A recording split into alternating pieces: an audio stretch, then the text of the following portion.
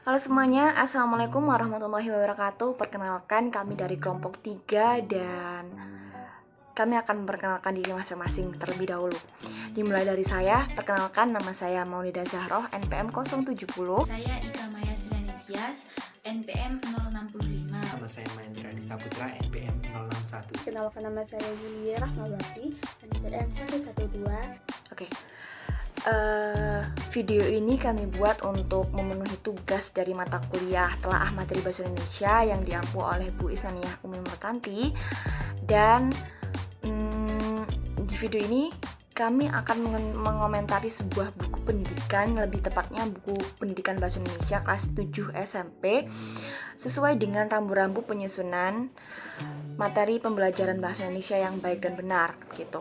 Nah, dari rambu-rambu ini kami akan berpedoman kepada 4 poin, yaitu yang pertama adalah kelayakan isi, dan yang kedua adalah kelayakan bahasa, dan yang ketiga adalah kelayakan penyajian, dan yang terakhir adalah kelayakan grafikan.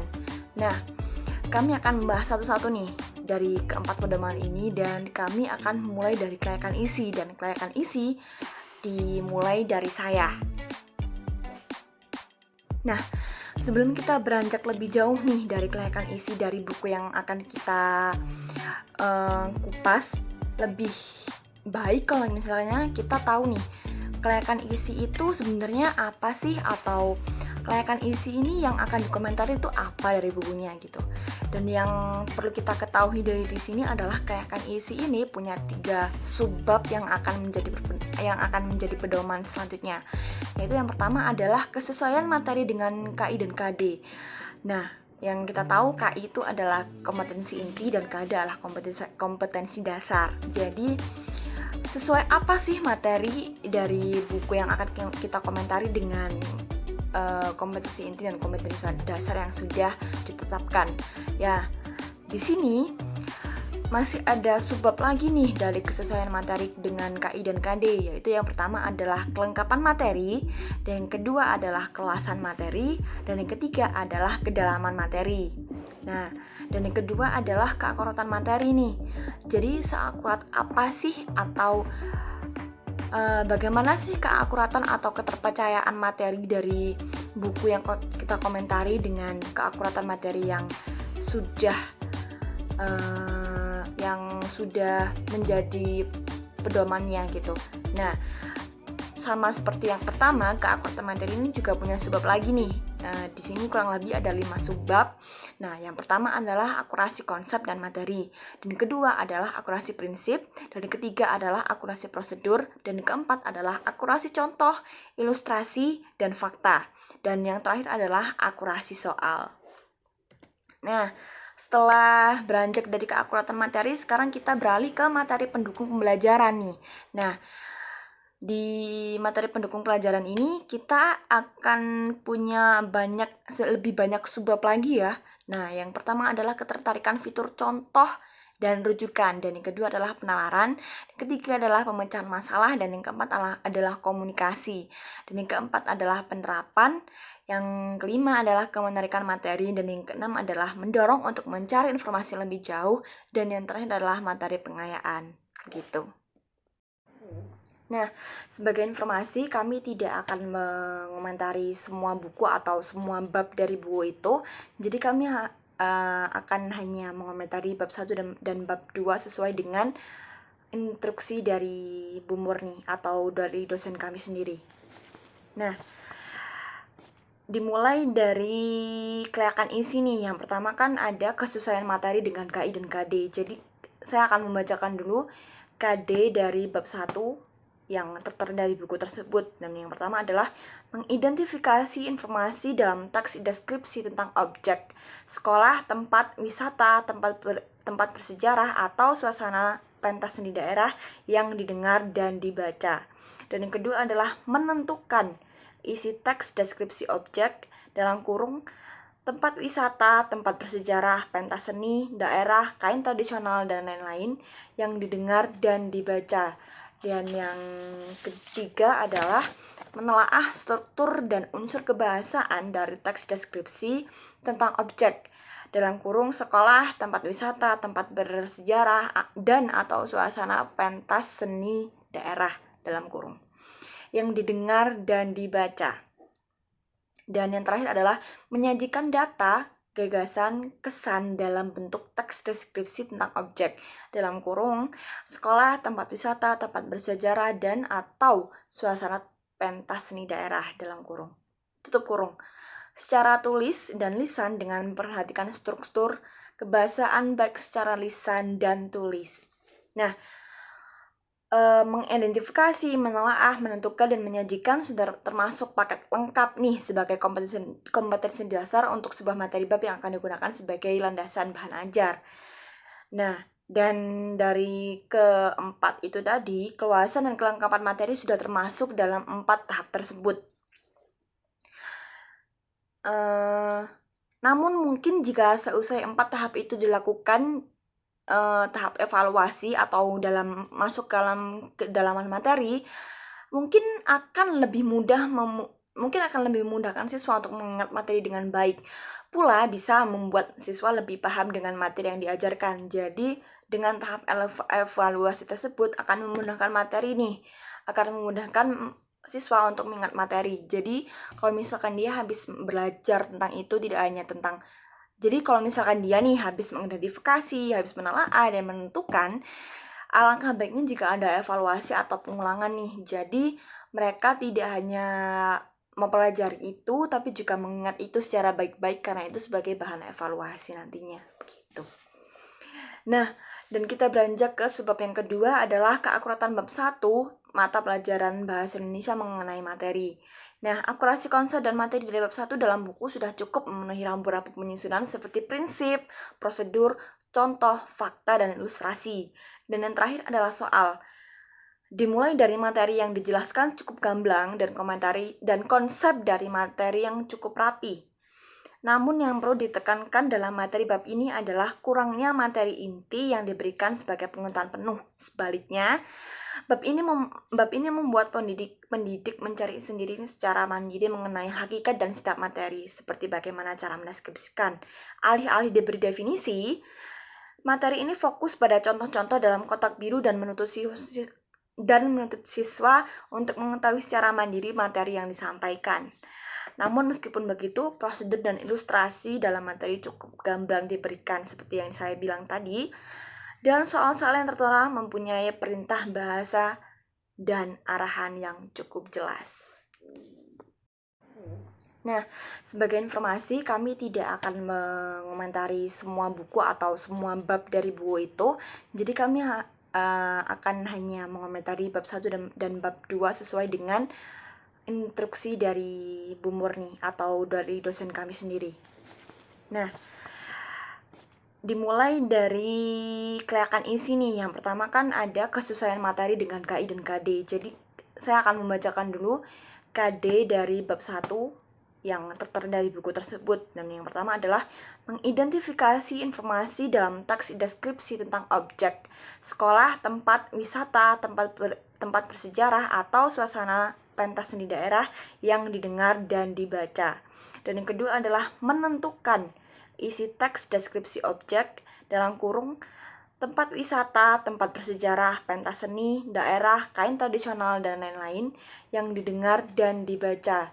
Dan yang ketiga adalah menelaah struktur dan unsur kebahasaan dari teks deskripsi tentang objek dalam kurung sekolah, tempat wisata, tempat bersejarah, dan atau suasana pentas seni daerah dalam kurung yang didengar dan dibaca. Dan yang terakhir adalah menyajikan data, gagasan, kesan dalam bentuk teks deskripsi tentang objek dalam kurung sekolah, tempat wisata, tempat bersejarah, dan atau suasana pentas seni daerah dalam kurung. Tutup kurung. Secara tulis dan lisan dengan memperhatikan struktur kebahasaan baik secara lisan dan tulis. Nah, mengidentifikasi, menelaah, menentukan, dan menyajikan sudah termasuk paket lengkap nih sebagai kompetensi dasar untuk sebuah materi bab yang akan digunakan sebagai landasan bahan ajar. Nah, dan dari keempat itu tadi, keluasan dan kelengkapan materi sudah termasuk dalam 4 tahap tersebut. Namun mungkin jika seusai 4 tahap itu dilakukan tahap evaluasi atau masuk dalam kedalaman materi, mungkin akan lebih memudahkan siswa untuk mengingat materi dengan baik. Pula bisa membuat siswa lebih paham dengan materi yang diajarkan. Jadi dengan tahap evaluasi tersebut akan memudahkan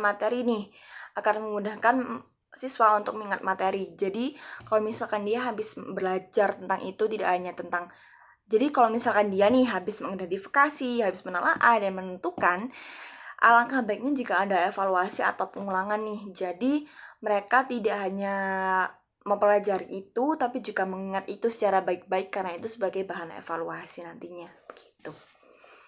Nah, dan kita beranjak ke sebab yang kedua adalah keakuratan bab 1 mata pelajaran Bahasa Indonesia mengenai materi.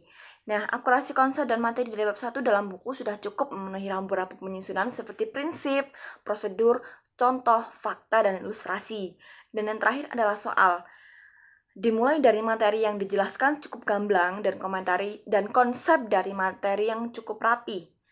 Namun yang perlu ditekankan dalam materi bab ini adalah kurangnya materi inti yang diberikan sebagai pengetahuan penuh. Sebaliknya, bab ini membuat pendidik mencari sendiri secara mandiri mengenai hakikat dan setiap materi, seperti bagaimana cara mendeskripsikan. Alih-alih diberi definisi, materi ini fokus pada contoh-contoh dalam kotak biru dan menuntut siswa untuk mengetahui secara mandiri materi yang disampaikan. Namun meskipun begitu, prosedur dan ilustrasi dalam materi cukup gamblang diberikan seperti yang saya bilang tadi. Dan soal-soal yang tertera mempunyai perintah bahasa dan arahan yang cukup jelas. Nah, sementara itu untuk subbab ketiga dari kelayakan isi yang materi pendukung pembelajaran, menurut saya tidak ada yang perlu dikomentari. Karena menurut saya dari ke-6 atau ke-7, saya lupa poinnya berapa, itu sudah memenuhi rambu-rambu penyusunan yang baik dan benar begitu. Dari keterkinian fitur, contoh dan rujukan, penalaran, pemecahan masalah, komunikasi, penerapan, kemenarikan materi, mendorong untuk mencari informasi lebih jauh, materi pengayaan, itu sudah baik semuanya.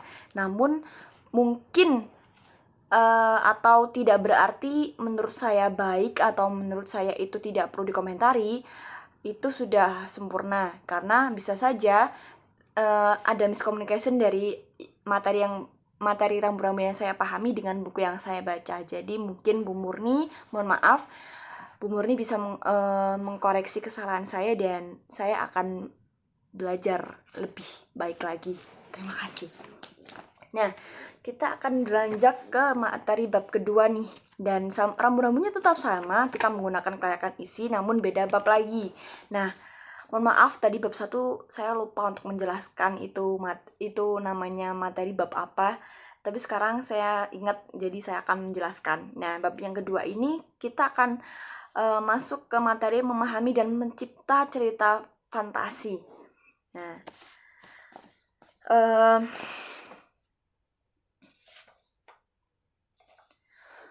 dari kesesuaian materi bab 2 dengan KI dan KD dari subbab yang pertama, dalam materi bab 2 ini telah menunjukkan keluasan materi, kelengkapan materi, dan kedalaman materi dengan KD yang telah ditulis di dalamnya. Kurang lebih sama seperti bab yang pertama tadi. Nah, yang menjadi berbeda dalam evaluasi kali ini adalah pengimajinasian yang diberikan oleh materi mampu membuat siswa tertuntun rapi, lengkap dengan perintah pengerjaan soal yang mendorong kedalaman materi. Jadi, menurut saya di sini penuntunan buku dalam menuntut siswa untuk mengetahui materi secara individu ini tersusun dengan rapi begitu. Jadi tidak ada yang miscommunication dalam bahasa tersebut, tidak ada yang membuat bingung nih. Wah, soalnya ini nyuruh saya ngapain ya? Setelah ini saya harus ngapain nih? Terus sebelum soal ini materi apa nih yang perlu saya kuasain? Tidak. Jadi dalam materi bab kedua ini saya merasa rambu-rambunya sudah cukup jelas dan penuntunan buku untuk siswa mengetahui materi secara individu juga sudah tersusun rapi. Nah, kita beranjak ke yang kedua nih, yaitu subbab yang keakuratan materi. Nah, akurasi konsep, materi, prinsip, prosedur, contoh, fakta, dan ilustrasi, dan yang terakhir adalah soal. Hal-hal yang meliputi dari rambut-rambut tersebut, bab 2 menunjukkan keakuratannya. Namun mungkin yang perlu diperbaiki adalah materi yang tertulis. Materi yang disampaikan terkesan seperti hanya garis besarnya saja, dan lebih rinci disampaikan melalui grafik, yang mana tidak semua siswa mampu memahami lewat grafik seperti itu. Jadi, yang saya lihat dari bab 2 ini adalah tidak ada materi yang dijelaskan secara gamblang, tapi mereka menjelaskannya melalui grafik nih, lebih ke secara visualnya. Nah, sayangnya tidak semua siswa bisa memahami grafik itu dengan baik begitu. Jadi mungkin jika sebelum grafik itu dijelaskan secara sedikit saja lebih rinci mengenai penjelasan yang akan disampaikan dalam grafik, akan lebih memudahkan siswa begitu. Nah, sama seperti yang di atas, untuk subbab yang ketiga ini saya rasa tidak ada yang perlu dikomentari karena ya itu tadi, apalagi kan materinya tentang fantasi ya. Jadi dalam bab itu tadi saya sudah menemukan banyak sekali ilustrasi, terus rujukan dan contoh, apalagi contohnya itu sudah sangat-sangat jelas dan fiturnya juga sudah sangat bisa dipahami. Penalarannya juga cukup gamblang, pemecahan masalah, komunikasi, penerapan, kemenarikan materi, apalagi kemenarikan materi ini menurut saya lebih menonjol karena bahasa-bahasa yang digunakan adalah bahasa yang sangat mudah dimengerti oleh para siswa. Dan berikutnya adalah mendorong untuk mencari informasi lebih jauh, dan yang terakhir adalah materi pengayaan. Namun kembali lagi seperti yang saya jelaskan dari bab 1 yang tadi, mungkin menurut saya ini tidak perlu dikomentari, tapi saya ulangi, mungkin ada miskomunikasi dari materi yang saya baca atau materi yang saya pelajari dengan bab yang akan saya komentari ini. Jadi saya minta maaf kepada Bu Murni, mungkin Anda bisa mengkoreksi materi saya jika saya salah, dan saya akan belajar lagi mengenai materi tersebut. Terima kasih. Selanjutnya, saya akan menjelaskan mengenai kelayakan bahasa. Kelayakan bahasa dalam kali ini ada 12 butir yang dibagi menjadi 4 subbab. Langsung saja saya akan menganalisis yang subbab pertama, yaitu kesesuaian dengan perkembangan peserta didik. Dalam kesesuaian dengan perkembangan peserta didik, ada 2 buah butir yang akan dianalisis. Yang pertama, yaitu kesesuaian dengan perkembangan berpikir peserta didik. Dalam buku Bahasa Indonesia kelas 7 ini, menurut kami, itu sangat-sangat sesuai dengan pola berpikir peserta didik. Tidak jauh berbeda dengan butir yang kedua mengenai kesesuaian tingkat perkembangan sosial emosional peserta didik, juga tidak bisa dikatakan tidak sesuai, sangat-sangat sesuai. Tapi ada beberapa kata yang seharusnya itu lebih dilayakkan untuk peserta didik pada kelas 7 ini, yaitu contohnya di halaman ketiga pada paragraf kedua, penggunaan kata penuh gairah. Seharusnya menurut kelompok kami lebih baik atau lebih sesuai dan tepat menggunakan kata penuh semangat, karena kata semangat itu sangat tidak ada unsur yang ambigu, atau bisa dikatakan unsurnya sangat tepat untuk peserta didik kelas 7. Selanjutnya, subbab yang kedua mengenai kekomunikatifan dan kesesuaian dengan kaidah bahasa Indonesia. Dalam kekomunikan dan kesesuaian dengan kaidah bahasa Indonesia ini ada 3 butir, yaitu butir keterpahaman pesan. Tingkat keterpahaman pesan sebenarnya tergantung dari individu masing-masing peserta didik. Namun, menurut kami, dalam buku Bahasa Indonesia kelas 7 ini, keterpahaman pesan yang disampaikan oleh penulis buku sangat-sangat baik.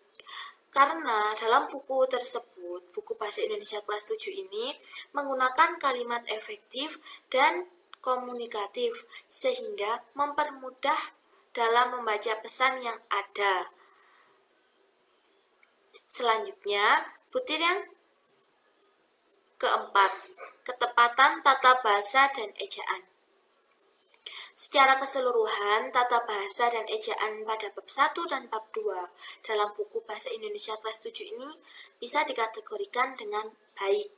Karena setelah kami memahami, menganalisis buku tersebut, kami cuma menemukan beberapa kata yang tidak sesuai ejaannya. Contohnya pada halaman 65, yaitu ketika penulisan menguraikan ragam alur cerita. Selanjutnya, butir kelima, kebakuan istilah dan simbol. Kebakuan istilah dan simbol menurut penulis dalam buku Bahasa Indonesia ini pada kelas 7 sudah baik dengan berpedoman pada pedoman umum bahasa Indonesia atau biasa kita sebut dengan kata PUEB.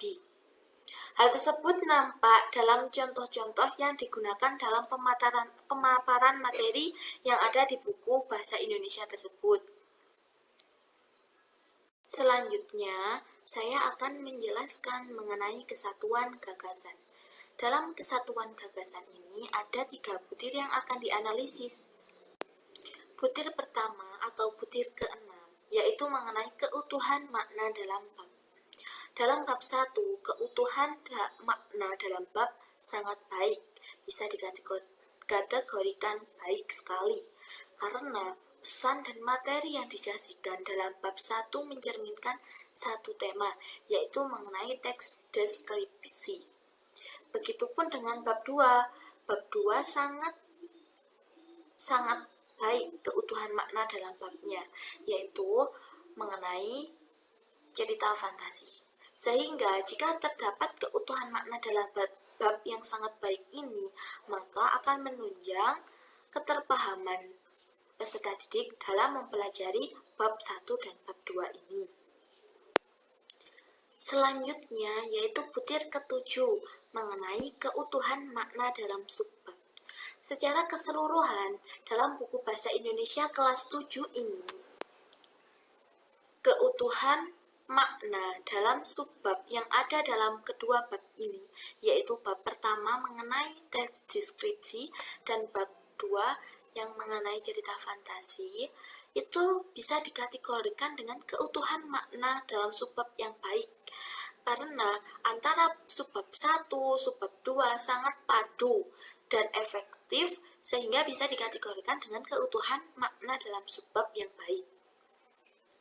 Selanjutnya, butir ke-8, yaitu keutuhan makna dalam paragraf.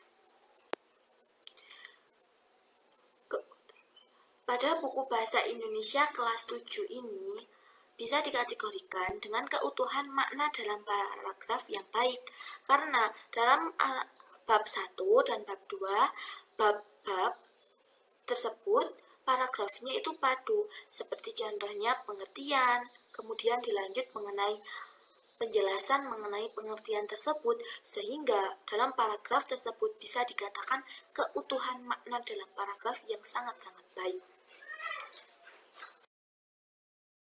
Selanjutnya, subbab yang keempat mengenai kepaduan gagasan. Secara keseluruhan, butir-butir dalam kepaduan gagasan ini bisa disimpulkan itu memiliki kepaduan gagasan yang baik, seperti butir 9, yaitu kebertautan antar bab dalam satu buku, itu sudah dikatakan baik. Begitu juga dengan butir yang ke-10, kebertautan antar subbab dalam satu bab, itu juga bisa dikatakan baik. Butir ke-11, kebertautan antar paragraf dalam subbab juga baik. Dan yang terakhir, butir ke-12, kebertautan antar kalimat dalam satu paragraf itu pun juga baik. Jadi bisa dikatakan analisis yang telah kami lakukan ini mengenai kepaduan gagasan, kesimpulannya baik. Sehingga dapat ditarik kesimpulan kepaduan gagasan dari buku Bahasa Indonesia kelas 7 ini dikatakan baik. Baik, selanjutnya saya akan mengomentari dari buku siswa SMP MTS dari kelas 7. Di sini saya akan mengomentari mengenai kelayakan penyajian dalam buku tersebut. Nah, dalam kelayakan penyajian ini ada 4 poin yang harus kita komentari, yaitu yang pertama ada teknik penyajian, 2 ada pendukung penyajian, 3 ada penyajian pembelajaran, dan 4 ada koherensi dan keruntutan alur pikir. Baik, saya akan lanjut. Saya akan mengomentari dari kelayakan penyajian ini dari poin pertama, yaitu teknik penyajian. Di sini ada konsistensi sistematika penyajian dan keruntutan konsep. Dari konsistensi sistematika penyajian sendiri, di sini dari kedua bab itu sudah menurut saya sudah baik, karena ada 3 poin, yaitu ada pendahuluan, isi, dan penutup. Salah satunya pada bab 1 di sini mendeskripsikan materinya itu mengenai keindahan alam Indonesia, dan yang pada bab kedua di sini cerita fantasi anak. Jadi menurut saya ini tidak membuat siswa bosan dan happy dengan pelajaran yang akan dibawakan oleh guru. Jadi siswa tersebut akan memiliki motivasi dan pikiran yang imajinatif dalam hal apa saja yang akan disampaikan oleh guru tersebut. Dan keruntutan konsep di sini menurut saya sudah baik, karena dengan mendeskripsikan lagu Rayuan Pulau Kelapa dan isi itu lebih mudah dipahami oleh siswa, apalagi pada siswa kelas 7. Selanjutnya pada poin kedua, yaitu pendukung penyajian. Di sini ada beberapa poin yang harus kita ketahui, yaitu pembangkit motivasi dalam belajar. Di sini di kedua bab ini sudah memiliki kayak suatu deskripsi yang membuat siswa tersebut itu termotivasi gitu. Jadi menurut saya sudah baik dalam penyajiannya, dan contoh-contoh soal dalam tiap bab itu sudah baik juga, karena setiap selesai materi ada yang namanya pelatihan soal.